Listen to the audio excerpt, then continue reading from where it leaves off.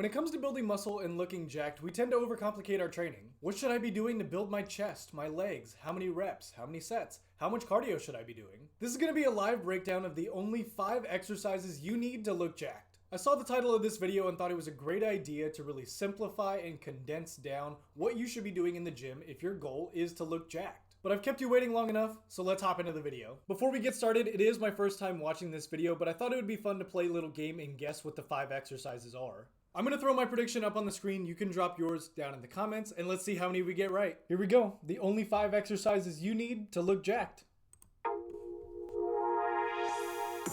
Albert Einstein once said, if you can't explain it simply, you don't understand it well enough.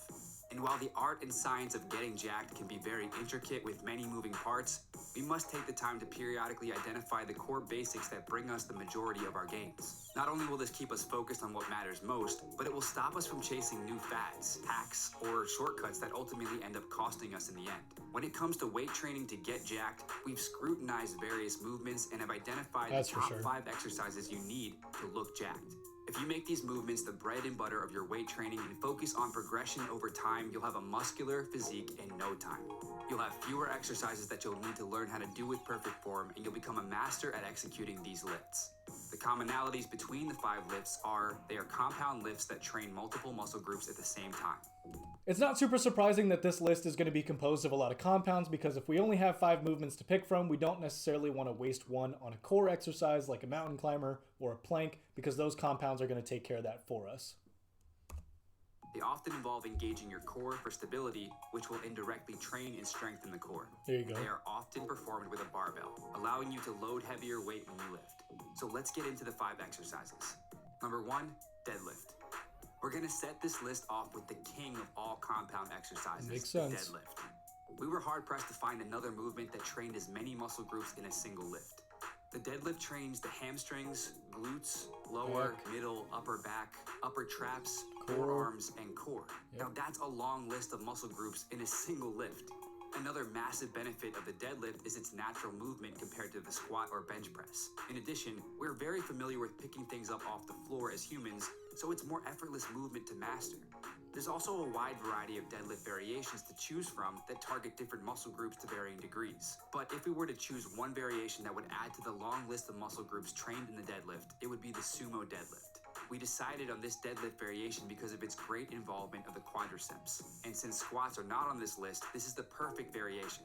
This 2002 study compared the conventional and sumo deadlift. During the sumo deadlift, muscle activation was greater compared to the conventional deadlift. Real quick, I'm honestly really surprised to see that this has a lot of research based and it's not just a bunch of bro talk, so that's really nice to see. Vastus medialis and vastus lateralis, which are 2 of the 4 muscle groups in the quadriceps. The reason quad activation is higher is the wider stance and the more upright back position.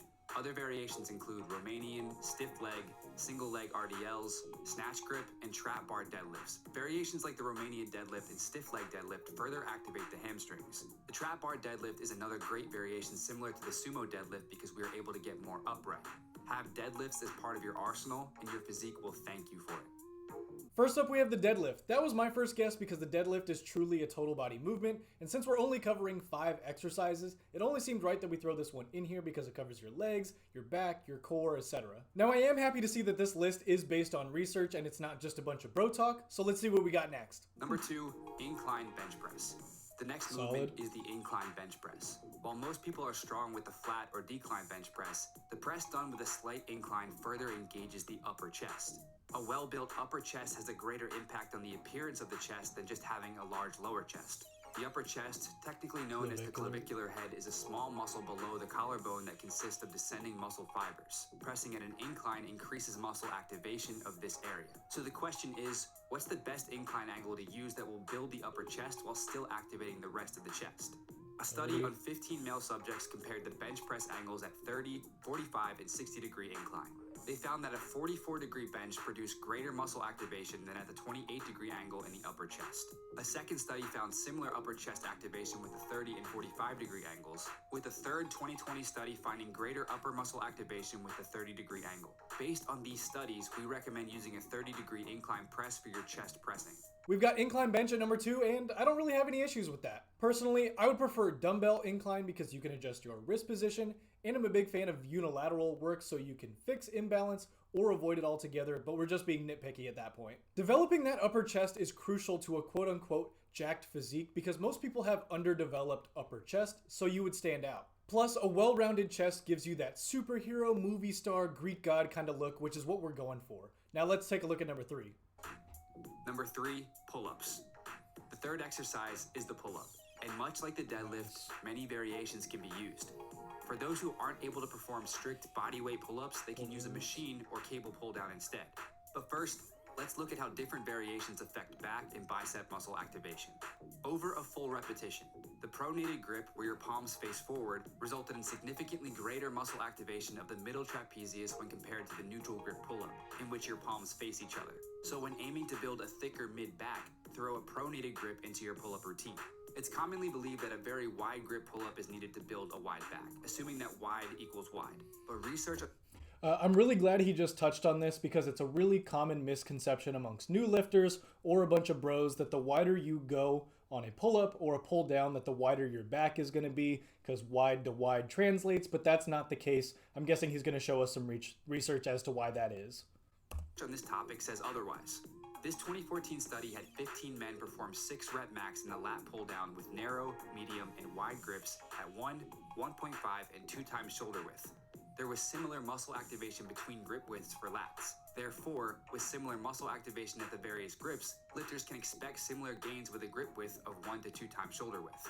With that said, we would recommend the grip you prefer, starting slightly wider than shoulder width apart.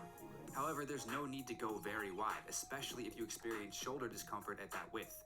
Instead, use a width that works for you and mix up the pull-up variations in your training. We got pull-ups at number 3, and honestly, I picked pull-ups for 2 reasons. One, because I'm biased and I love pull-ups, but pull-ups are challenging for most people, so if you can get better at them and progressively overload them like you do any other movement, over time you'll develop a really nice back. And the second reason I picked pull-ups was because, again, I wasn't aware that this was a research-based list, so I wanted to pick something that had a lot of benefits, but still kept the bros happy. Now let's check out the next one. Number 4, standing dumbbell overhead press. Nice. The 4th exercise is the standing dumbbell overhead press. The reason we recommend performing this in the standing position is that it engages the core. The reason we recommend dumbbells is that it allows for more freedom with the hand position. There's also research showing greater overall muscle activation in the shoulders when done standing with dumbbells. A study conducted in Norway compared muscle activation in barbell and dumbbell shoulder presses performed seated and standing. They found that the overhead press done standing with dumbbells required the greatest stability. Just as a general rule of thumb, the more stability you have in an exercise, the better muscle activation you're probably going to get. To the highest neuromuscular activity of the deltoid muscles. However, this was the exercise with the lowest 1 rep max strength. Electromyogram activity was measured in different parts of the deltoid, and these were the findings. For the anterior deltoid, electromyogram activity was about 11% lower for seated barbell versus dumbbell, about 15% lower in standing barbell versus dumbbell, and about 8% lower for seated versus standing dumbbells. For the medial deltoid, electromyogram activity is about 7% lower for standing barbell versus dumbbells, about 7% lower for seated versus standing barbell, and 15% lower for seated versus standing dumbbell. For posterior deltoid, electromyogram activity was about 25% lower for seated versus standing barbell, and about 24% lower for seated versus standing dumbbells. For biceps, electromyogram activity was about 30%. I wouldn't be too concerned with this graph right here because when you do a shoulder press, you're generally not super concerned with your bicep involvement. If you are, we already covered pull-ups, so that'll get a good amount of bicep involvement, so just keep that in mind. 33% greater for seated barbell versus dumbbells, 16% greater for standing barbell versus dumbbell, and about 23% lower for seated versus standing dumbbells. For triceps, electromyogram activity was about 39% greater for standing barbell versus dumbbells and about 20% lower for seated versus standing barbell.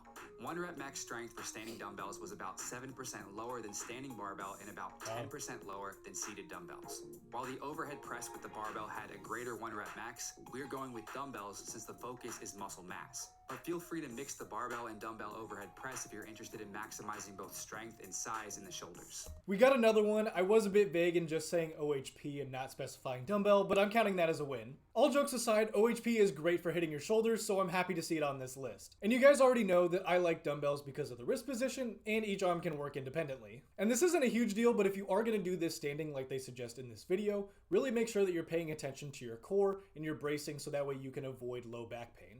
5 dips. The fifth and final exercise we'll look at is the dip. I've been telling you, dips are great. Stop sleeping. The dip is an excellent exercise for building the triceps, which make up a significant portion of the arm.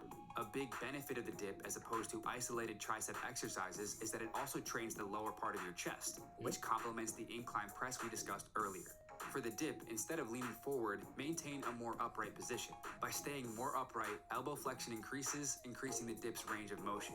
While leaning forward looks cool and can add to chest training, the vertical position is better for the triceps in the long run. A common mistake many lifters make with bodyweight exercises is not loading the movement over time. Once you can perform 15 or more bodyweight dips with good form, it's time to use a weighted dip belt or a dumbbell between the legs and train the dip like any other compound lift, which is adding load and training it with various reps. So to recap, the top 5 movements are the deadlift, incline bench press, pull-up, standing dumbbell overhead press, and the dip. These are the top 5 movements we recommend making the foundation of your training. Of course, you can add more exercises to develop your physique further. Absolutely. But by boiling things down to core basics, you'll always know which movements deserve the most attention when it comes to getting jacked. And we got dips to finish off the video. This is another one of those movements that I love because it's actually pretty versatile. You got chest, triceps, shoulders, your core. The dip is a perfect addition to any push day, and if you can't do body weight or weighted dips, you can always use a machine or a band to help you in the meantime. Overall, I was very pleasantly surprised with this list. It definitely gets my stamp of approval. And before you guys dog me in the comments, I did get a couple of them wrong, but it's all good because I made my prediction based upon what I thought they would say, not necessarily my personal top 5. All of these movements contribute to a well-rounded physique, so if you're new to the gym and you're looking to get jacked, this is a great place to start. I'll go ahead and leave a link to their channel down in the description. If you found this video helpful, it would mean a lot if you liked and subscribed, because that's what Arnold would do. Thank you guys so much for watching. I'll catch you in the next one. Peace.